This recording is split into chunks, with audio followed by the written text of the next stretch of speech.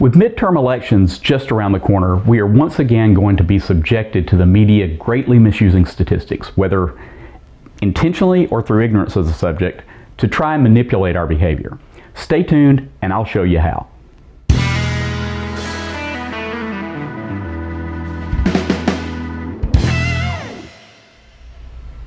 Hey everyone, I'm Don Owen and this is DFY Informed.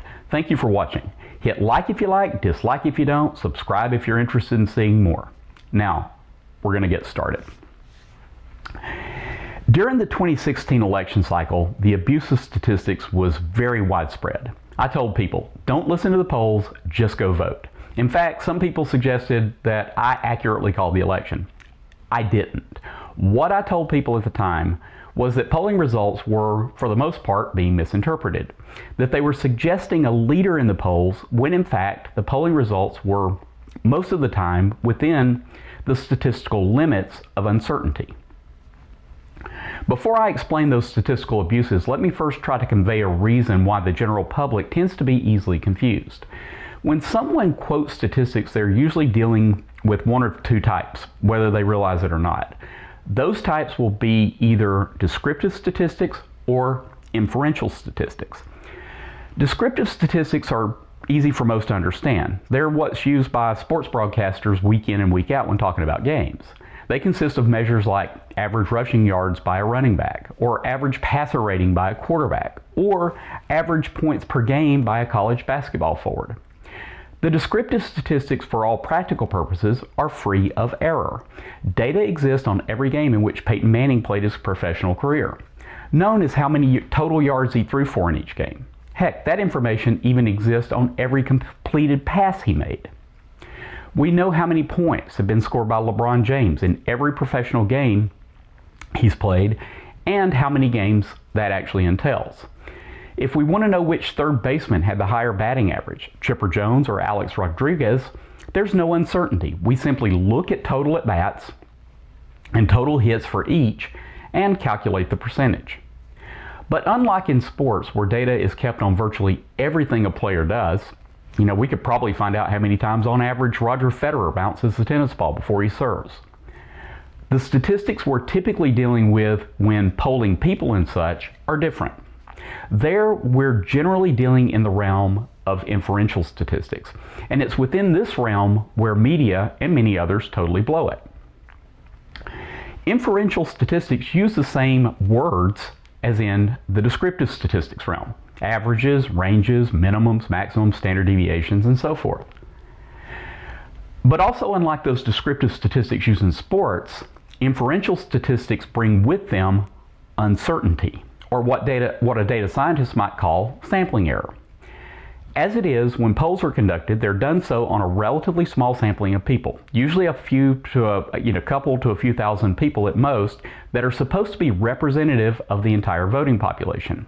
Statistics on those small samples are computed, and then there is an inference made regarding the true value of the population parameter associated or reflected by the computed statistics. Statisticians know that this estimate of the true population parameter contains error. How much error it contains is a function of several things.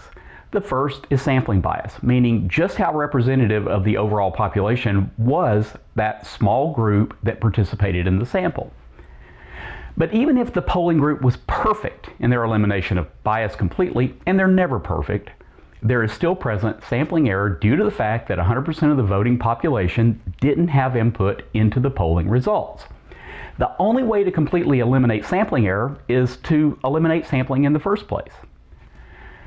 Now, when the media show you polling survey results, they show you the statistics. Note here, they are showing you statistical estimates of the true population, descriptive only of the group sampled. From these, they will make inferences regarding the overall population. The media also shows you the statistical margin of error, usually in small print at the bottom of the screen. Yet even when armed with all the information they need to say the correct thing, they in many cases screw up the interpretation or analysis. Let me show you a blatant example of ignorant reporting. First, let me share with you the headline. It said, X ahead of Z by 2 points. You can fill in the names. How many ways to begin ripping this apart? Let's just start with the obvious. Take a look at the footnote. Likely voters plus or minus 3%. That little piece of information is being totally ignored. In statistical terms, that plus or minus 3% is what we refer to as sampling error. That is, the error between the statistic computed and the true population parameter the statistic is used to make an inference about, simply due to the fact not all voters are being polled. While this particular graphic doesn't explicitly state it, in most polls the margin of error published is a 95% confidence range. Thus, if we apply the margin of error to X, the true population percentage voting for X has about a 95% chance of being somewhere between 42 and 48%. Likewise, the true percentage of those voting for Z has about a 95% chance of falling somewhere between 40 and 46%. Let's look at this graphically.